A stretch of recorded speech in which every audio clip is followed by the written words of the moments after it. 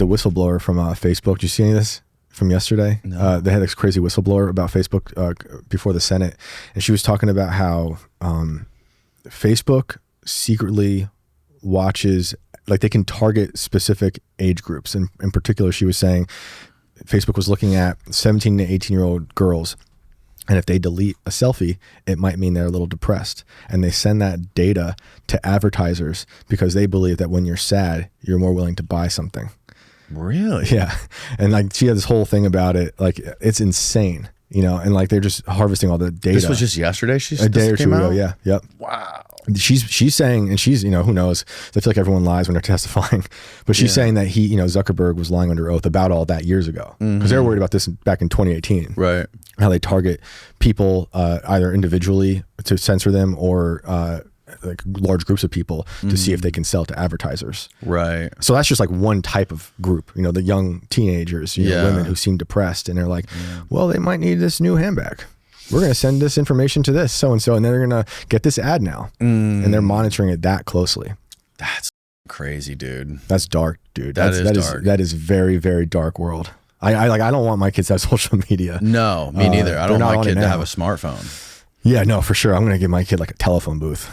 A telephone booth? Yeah. Like you're Superman now. I just don't trust it. I think it's very harmful. I think there's like this kind of like small movement of tech companies trying to like dumb down technology to make it more primitive. Like there's this company that I have this thing right here. This thing is called a daylight computer.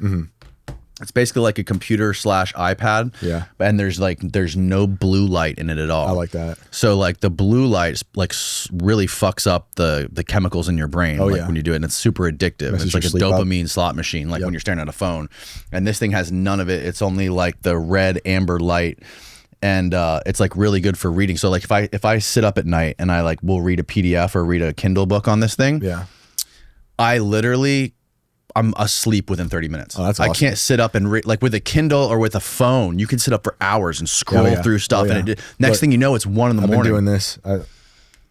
The red light. Yeah. It's not as good, but it helps. No, it definitely helps. Addicted, and I'm at night reading like a crazy person, all this stuff. And it definitely has helped. But like I prefer, that's awesome. Yeah, dude, this thing's incredible. And there's also companies that are selling like phones that are like super dumbed down with like no connection and like, you know, the only calls and texts. I just keep telling my wife we're going to be Amish. I'm slowly removing every piece of technology from my house until she wakes up and we're Amish.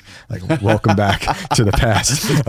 Like I grew up on a farm, dude, without like anything. I mean, we had things, but I didn't have a computer growing up. Yeah. We had a TV at a certain point, but that TV only had a few channels.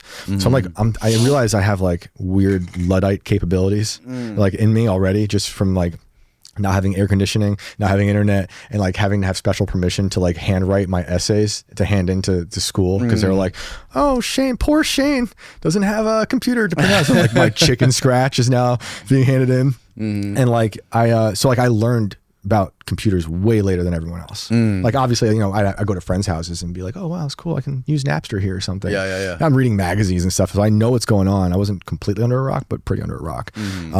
But like I just see there's so many positives come out of this stuff. But I think the negative stuff outweighs the positives, especially when you're seeing kids who are raised in that world. Yeah.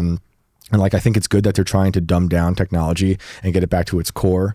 But there's so many kids who are trapped in like this fake their digital life means more to them than their real life. Yeah. Which is why I think we have more nihilism today and people with meaninglessness. And there's like, you know, violence is a human, it's always been here. But there just seems to be like a different type of recklessness and nihilism today. Yeah. With kids, like they're, you know, killing themselves by accident making selfies. Yeah, it's all for the digital, you know, for the likes and stuff. And then knowing that those companies like Facebook, what I was just telling you, they take advantage of that. So they're like steering you, which is then what you were saying, MK Ultra, but we're MK Ultraing ourselves. Yeah, but like, is it futile to try to fight it, or is this just the way we go? Because like fundamental, like with human beings. We are human beings because of technology. Yeah. Like if it wasn't for fire, we wouldn't look the way we look today. Right. No, you know what I mean? I don't want to be anti-tech because I love that we get to do this. Yeah. This is amazing. I got to fly here. You know, if I drove here, it would be 24 hours. It'd be great. You know, This is amazing. I'm not anti-tech. And I think that's the Luddites kind of get a bad rap because they weren't anti-tech either. They were anti they were anti like the tyranny of mass autonomy. So like they were using the technology of the day in 1810 or 1811, like the weavers, you know, to make textiles. But when factories were being built and being filled with those machines and displacing those people's jobs is when they started attacking the machinery. So they weren't technically anti-tech, you know, and I feel like, although I'm against the violence aspect, I'm against being, you know, automated out of work, and that's going to happen across the world. So it's inevitable. It is futile. I think I just think it's going to come down to like society having more ethics you know, built into it, but it's going to be on an individual level because the companies that are doing it, like Facebook, like Google, like all these places, their ethics aren't a thing. You know, they're working directly, like Zuckerberg, they're saying in that whistleblower thing the other day, he's working directly with China to build a censorship regime, and they're censoring people. Zuckerberg is? Yeah. For years, they called it a censorship regime, and they called the person who was it? The chief editor. It's like so Orwellian. So this person would oversee all these things. If anything got a certain amount of likes, the chief editor would come to his desk and be like, "Okay, we got to deboost this or whatever, or just nuke it out of into oblivion." And the Chinese government, through these leaks that they're getting with the emails and stuff, they would say like, "Hey, this is someone on American soil right now, but he's saying stuff we don't like here in China, so you gotta like get rid of that account," and they would do it. So like they have no ethics.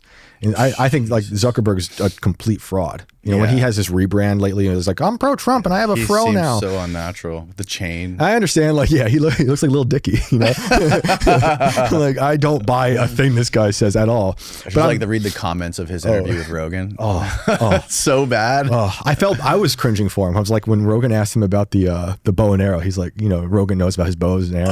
Oh yeah, I saw that clip. And Zuckerberg's like, he's like, you can see him malfunctioning. Oh, it's old. Sparks are flying. It's definitely old. It's got a sharp point at the top.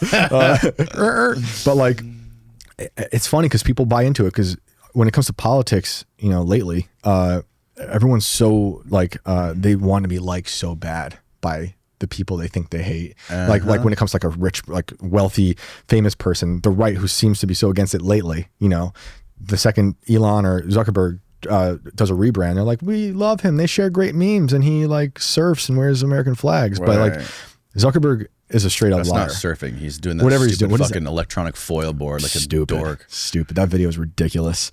But only something a billionaire would think was cool. Right. So I don't know. These people have no ethics. Yeah. And seeing allegedly now that Zuckerberg's working so closely with like the Chinese government, which is in direct opposition to our government. Yeah. It's like, okay, we can't trust these people, and he's probably lied under oath.